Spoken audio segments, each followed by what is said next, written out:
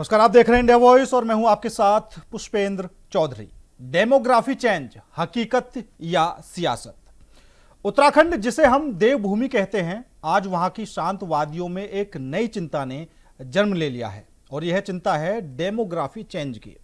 लंबे समय से राज्य के पहाड़ी और मैदानी इलाकों में आबादी के बदलते स्वरूप को लेकर खबरें और अफवाहें उड़ती रही हैं, लेकिन अब इसके प्रमाण धरातल पर भी साफ तौर पर दिखने लगे हैं। मुख्यमंत्री पुष्कर सिंह धामी ने अब इस मुद्दे पर अपनी सख्ती का सबसे बड़ा प्रमाण दे दिया है।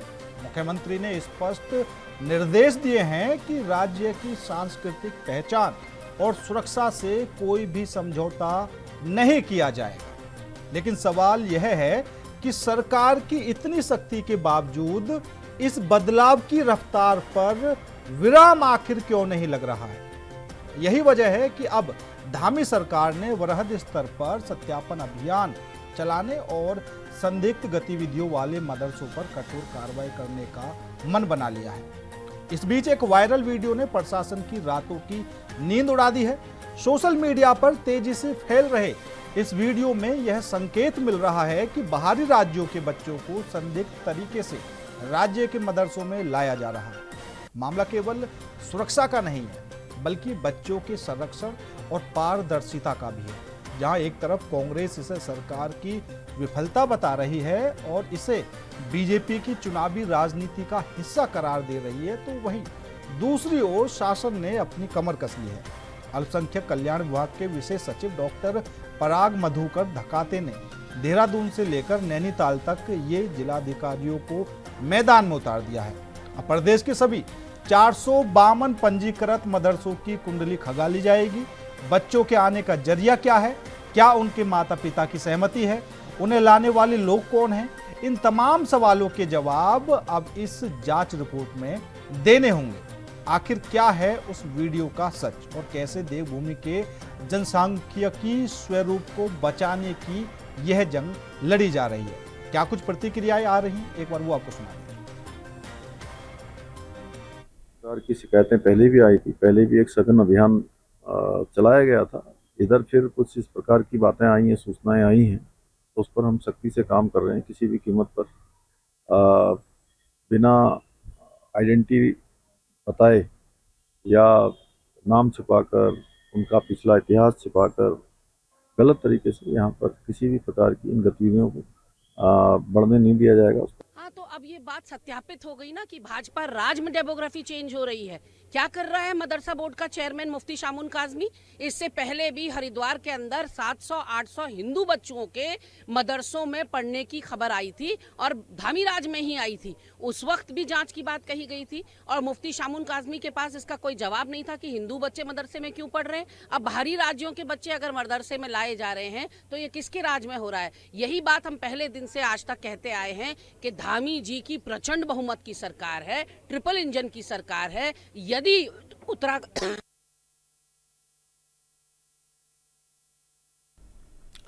तो उत्तराखंड में डेमोग्राफी पर बड़ा सवाल है। सरकार सख्त फिर भी क्यों जारी है ये चर्चा। वायरल वीडियो से सरकार और प्रशासन दोनों की चिंताएं बढ़ चुकी हैं। मदरसों में बाहरी बच्चों का दावा, जांच शुरू। वायरल वीडियो में साफ तौर पर जिस तरीके से देखा जा रहा है कि बाहर से, यानी कि बाहरी राज्यों से उत्तराखंड के मदरसों में बच्चों को लाया जा रहा है। पूरे प्रदेश में अब वेरिफिकेशन ड्राइव चलेगा। तो आज इसी मुद्दे पर करेंगे चर्चा। चर्चा में शामिल होने के लिए हमारे साथ भारतीय जनता पार्टी से हनी पाठक जी जुड़ चुके हैं, तो वहीं कांग्रेस से आशीष नोटियाल साहब हमारे साथ जुड़े हुए हैं। दोनों ही मेहमानों का बहुत बहुत स्वागत है।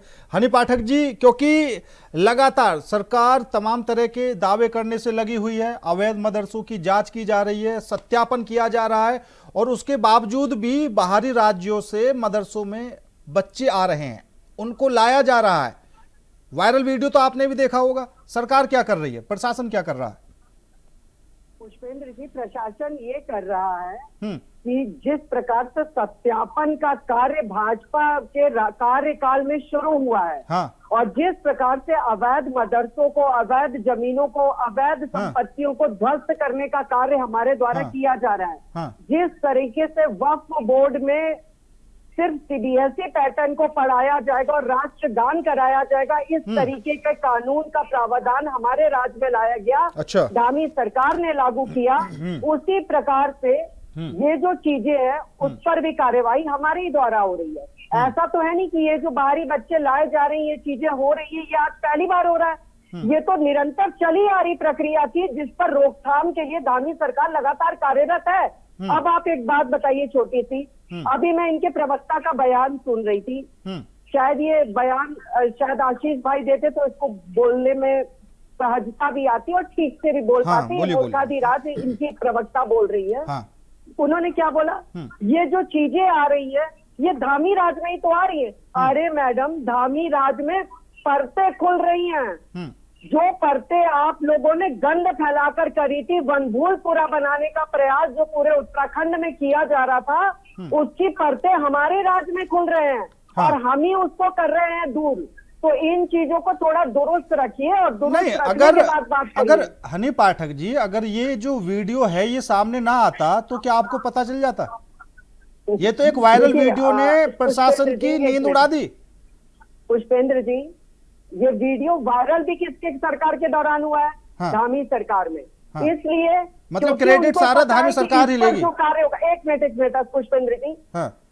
सभी को पता है हाँ। कि इस पर एक्शन अगर कोई लेगा तो वो धामी सरकार लेगी, और इस तरीके की प्रथा का अंत कोई करेगा तो वो धामी सरकार करेगी। क्योंकि आज तक अतिक्रमण से मुक्त हजारों एकड़ भूमि को अगर मुक्त किया है तो वो धामी सरकार की ही काबिलियत है, वो धामी ही कर सकते हैं। ये कर सकते हैं कि किसी 1905 की हेल्पलाइन पे खुद उस जगह पर पहुंच के मौके पर निस्तारण करते हैं। जन जन की सरकार जन जन के द्वार के तहत लगातार कार्य कर रहे हैं। बिल्कुल, बिल्कुल, बिल्कुल। डेमोग्राफी चेंज की बात एक मिनट पुष्पेंद्र जी मैं बिल्कुल। कंप्लीट कर रही हूँ। हाँ। डेमोग्राफी को लेकर लगातार धामी जी बोले चले आ रहे थे कि हम अपने प्रदेश की डेमोग्राफी को चेंज नहीं होने देंगे। हाँ। ये तो बोले चले आ रहे थे, तो वो तो कार्य लगातार सरकार ही कर रही है ना। डेमोग्राफी अच्छा, ठीक है। नहीं, हनी पाठक जी, मैं समझ गया आपकी बात। आपने एक बात कही कि ये जो मदरसे में बच्चे लाए जा रहे हैं ये कोई नई प्रथा नहीं है, ये कांग्रेस के टाइम से ही चले आ रहा है। आप मुझे बता दीजिए 2017 से अब तक, हाँ 2017 से अब तक आपकी सरकार है, तो ये सोर्स ऑफ और ये जो चैन है सिस्टम की, ये अभी तक आपकी पकड़ में नहीं आई। देखिए पुष्पेंद्र जी, अगर हमारी पकड़ में नहीं आती तो मदरसों में बच्चों को अच्छी शिक्षा ग्रहण नहीं करी जा रही होती। अगर हमारे प्रकरण में नहीं आता, हमको जानकारी नहीं होती, तो वक्फ बोर्ड को खत्म कराने का कार्य नहीं किया गया था। अगर हमारी जानकारी नहीं होता तो डेमोग्राफी चेंज जिस प्रकार सत्यापन का कार्य निरंतर किया जा रहा है वो हम नहीं। हनी पाठक जी, एक बात बताइए, मैंने वायरल वीडियो देखी, आपने भी देखी, उसमें वो साफ तौर पर बोलने से लगा हुआ है कि भैया इससे पहले 100 बच्चों को मैं ला चुका हूं और हर मदरसों में 8-8, 10-10 करके उनको शिफ्ट किया जाता है। ठीक है, मैं बोलूं पुष्पेंद्र जी? हाँ। धर्मांतरण कानून का एक बहुत बड़ा खेल के रूप में भी आप इसको देख सकते हैं। धर्मांतरण कानून को लाया ही इसलिए गया है कि इस तरीके से जो काम किया जा रहा है, डेमोग्राफी चेंज करने के कवायद को जो जोर शोर से किया जा रहा है उत्तराखंड में, उस पर पूर्ण विराम लगाया जाए। ये सारी चीजें जो लगातार धामी सरकार करती चली आ रही थी, उस पर यही मोहतरमा और यही पूरी कांग्रेस ये बोलती चली आ रही थी कि असल मुद्दों से ध्यान भटकाकर ये डेमोग्राफी चेंज की बात करते हैं, असल मुद्दों से ध्यान भटकाकर ये धर्मांतरण कानून की बात करते हैं, असल मुद्दे से ध्यान भटकाकर ये यूसीसी की बात करते हैं। ये सारी चीज यही विपक्ष कहा करता था। हाँ, तो यूसीसी भी लागू हो गया, अभी तक चीजें एक समान दिखाई दे नहीं रही हमें तो। ठीक है आशीष नोटियाल साहब, ठीक है हनी पाठक जी, मैं आऊंगा आपके पास। आशीष नोटियाल जी, क्या कुछ देख पा रहे हैं आप? क्योंकि आपकी तरफ से तो साफ तौर पर आरोप लगने शुरू हो चुके हैं कि भैया ये तो जो डेमोग्राफी चेंज हो रही है ये तो बीजेपी के राज में हो रही है। आशीष नोटियाल जी, हनी पाठक जी शांत हो जाइए। अब नोटियाल साहब बोलिए आप। देखिए पुष्पेंद्र भाई, ये बड़ी विडंबना है। चोरी करेगी भाजपा, हाँ, पकड़ेगी भी भाजपा, फिर कोर्ट में भी जाएंगे तो पैरवी करेगी भाजपा, और छुड़ा के ले आएगी आगम सिंह को, वो भी भाजपा। हाँ। तो बताइए, तो भाजपा बड़ी महान है, नॉन बायोलॉजिकल लोग हैं, विश्व गुरु के चेले हैं, ऐसी वैसी बातें चुनावी वर्ष है। आप अपने कर्मों में, अपने जाल में अपना फंसते जा रहे हैं। डेमोग्राफी डेमोग्राफी बोल बोल कर निरंतर प्रक्रिया है। मेरी बहन ने भी कहा कि निरंतर प्रक्रिया है, चली आ रही है। 10 साल से उनकी सरकार को भी 9 साल तो उत्तराखंड में हो ही गए, 9 साल से लगातार चली आ रही है। सबसे ज्यादा समय तो उत्तराखंड में मुझे लगता है इन्होंने ही बिता लिया। तो अगर आप आज इतना कुछ करने के बाद जो डेमोग्राफी चेंज हो रही है, बार बार इस नाम पे आप खाने का प्रयास कर रहे हैं कि डेमोग्राफी चेंज हो गई इसलिए हमें लाओ, तो भैया डेमोग्राफी तो आपके राज में चेंज हुई, हम तो सब आपको देख रहे हैं। ये सिर्फ मदरसे के बच्चों की बात नहीं पुष्पेंद्र भाई। अभी 5 साल पहले जब सुनील उनियाल गामा जी जो हमारे मेयर हुआ करते थे, तो उनके टाइम पर एक 6 नंबर पुलिया देहरादून में जगह है, वहां पर स्मार्ट ठेलियां लगाई गई सब्जी की। अच्छा। सब्जी की ठेलियां हटा के स्मार्ट ठेलियां बनाई गई। हाँ। और वो ठेली एक भी पहाड़ के व्यक्ति को नहीं मिली, सारे व्यक्ति बाहर से आ रखे हैं और एक एक आदमी ने 4-4 ठेलियां अलॉट कर रखी हैं। आप कभी जाकर देख भी सकते हैं और पता लग जाएगा आप लोगों को। एक एक आदमी के पास उसे एक तो अपनी लगाई, 3 और बुलाए बाहर से कि आज तू भी यहाँ ठेली लगा। तो ये सब हमारे आंखों के सामने की चीज है। मदरसा में तो हम लोग कभी नहीं गए, वहां जाके डायरेक्ट नहीं देखते, लेकिन ठेलियों को हम रोज देखते हैं किस प्रकार से लगाई गई। एक आदमी आता है, दुकान खोलता है, उसके पीछे 4 आदमी और खोलते हैं। ये पिछले कुछ सालों में निरंतर बढ़ा है। नहीं तो एक तरफ तो सरकार बोल रही है कि बाहरी व्यक्ति पर रोक है, सत्यापन किया जा रहा है, सारी कुछ चीजें हैं, तो फिर ये बाहरी व्यक्ति आ कहां से नहीं वहां पर ये सब कुछ करने के लिए। पुष्पेंद्र भाई, वैसे मैं आपको एक बात कहूँ, ये मानसिकता हमारी छोटी है, बाहरी और भीतरी वाली जो हम लोग बात करते हैं। हाँ। ये छोटी मानसिकता का नतीजा होता है।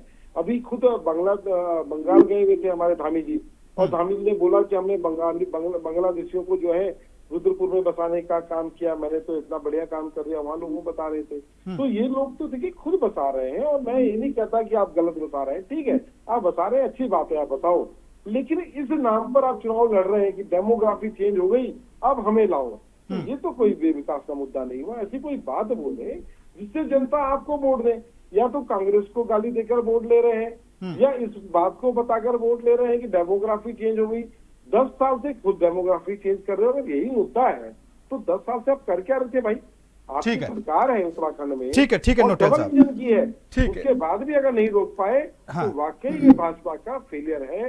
ठीक है हनी पाठक जी, सुना आपने, नोटियाल साहब बोल रहे हैं कि अभी बंगाल गए धामी जी, वहां जाकर वो साफ बोल रहे हैं कि भाई हमने बंगालियों को उत्तराखंड में बसाने का काम किया है, और फिर बोलते हैं कि डेमोग्राफी चेंज हो रही है, ऐसे आरोप लग रहा है। घुसपैठी, हाँ।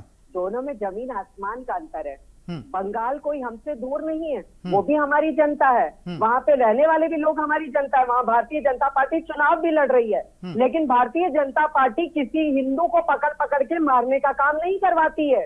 लेकिन जिसके साथ आप गठबंधन कर कर बैठे हैं, उसने इस काम में पूरी निपुणता हासिल करी है और क्रैकडाउन कर रखा है, और निश्चित तौर पर उस पर PhD करी हुई है।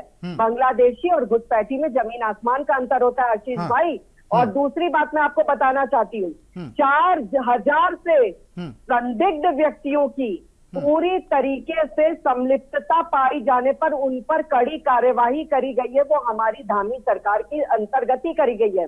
और पुलिस ने 30,000 से ज्यादा मकानों और 43,000 से अधिक बाहरी व्यक्तियों का सत्यापन किया। ये आज नहीं किया, ये लगातार किया चलते आ रहे हैं। और 2500 से अधिक मकान मालिकों और प्रतिष्ठान संचालकों पर कार्रवाई करते हुए 2.5 करोड़ रुपए से ज्यादा का जुर्माना लगाया गया है। तो ये क्या जुर्माना आपकी सरकार के दौरान कभी लगा था? 3 अवैध विदेशी महिलाएं जो फर्जी तरीके से यहाँ पर उत्तराखंड में रह रही थी, उनको गिरफ्तार किया गया और उनके साथ संलिप्त लोगों को भी गिरफ्तार किया गया। और दूर मत जाइए आशीष भाई, आप जब बंगाल की बात कर रहे हैं तो मैं आपको याद दिलाती हूँ कि अभी कुछ ही समय पूर्व पुष्पेंद्र जी उत्तराखंड में 13 से ज्यादा बंगाली घुसपैठिए, सिर्फ बंगाली नहीं बोल रही हूँ मैं, बंगाली घुसपैठियों को उत्तराखंड में पाया गया। हाँ। और उनको बाहर का रास्ता दिखाते हुए जेल की हवा खिलवाई जा रही है। वो हमारी सरकार के दौरान होता है। और पुष्पेंद्र जी चलिए अब हम लोग थोड़ा फ्लैशबैक पे चलते हैं। आपके चैनल पर मैं पता नहीं कितनी बार आपसे रूबरू हुई हूँ। हाँ। और इसी बयान पर रूबरू हुई हूँ कि धामी सरकार कार्य पर बात नहीं करती है, वो जिहाद पर बात करती है। वो हिंदू मुस्लिम पर बात करती है, वो सनातन धर्म पर बात करती है। तो अब आप मुझे बताइए, जब इस पर हम कार्य करते हैं तो पेट में दर्द, जब हम इस पर कार्य नहीं करेंगे तो पेट में दर्द। लेकिन मैं आज गौरव के साथ, एक घमंड के साथ यहाँ पर बैठकर कहती हूँ कि हाँ, मैं धामी सरकार की कार्य प्रणाली से पूरी तरीके से संतुष्ट हूँ और मैं एक कार्यकर्ता होने का गौरव प्राप्त कर रही हूँ, जो सीना चौड़ा करके कह सकती है कि 600 से ज्यादा मजारें ध्वस्त करी गई है, जो कि डेमोग्राफी चेंज करने का एक बहुत बड़ा हथियार। अच्छा, ठीक है। और 12,000 से ज्यादा एकड़ को पूरी तरीके से ठीक है। अब हनी पाठक जी एक जवाब दे दीजिए आप, हनी पाठक जी एक जवाब दे दीजिए आप, क्योंकि आप धामी सरकार के कामों से खुश हैं, अच्छी बात है। आप मुझे बता दीजिए, ये जो सत्यापन चल रहा है, ये जो अवैध मदरसे हैं, ये जो मदरसों में बाहर से बच्चे लाए जा रहे हैं, कब तक ये चीजें खत्म हो जाएंगे?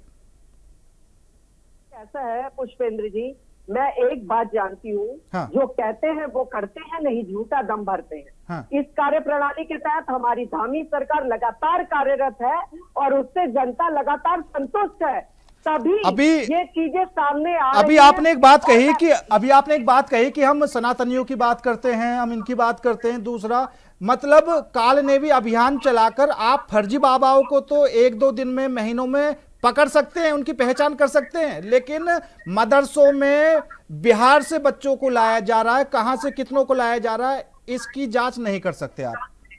अब मैं उस पर आती हूँ। ऑपरेशन कालनेमी एक बहुत बड़ा उदाहरण है, जो कि पूरी तरीके से हमारे उत्तराखंड की डेमोग्राफी चेंज करने के लिए कार्यरत था। लेकिन ऑपरेशन कालनेमी के तहत उन ढोंगियों पर कार्रवाई करी जा रही है। लेकिन जब उन डेमोग्राफी चेंज करने पर जो भी कानून लाए गए और धरातल पर उसका नतीजा देखने को मिला, तो विपक्ष के पेट में जरूर दर्द हुआ। क्यों हुआ भाई? ऑपरेशन कालनेमी, धर्मांतरण कानून, यूसीसी और थूक जिहाद, लैंड जिहाद, इन सब चीजों को लेकर जो कार्रवाई करी गई है, उससे अब आपको परेशानी नहीं, संतुष्ट होने चाहिए। लेकिन उससे इनको परेशानी है।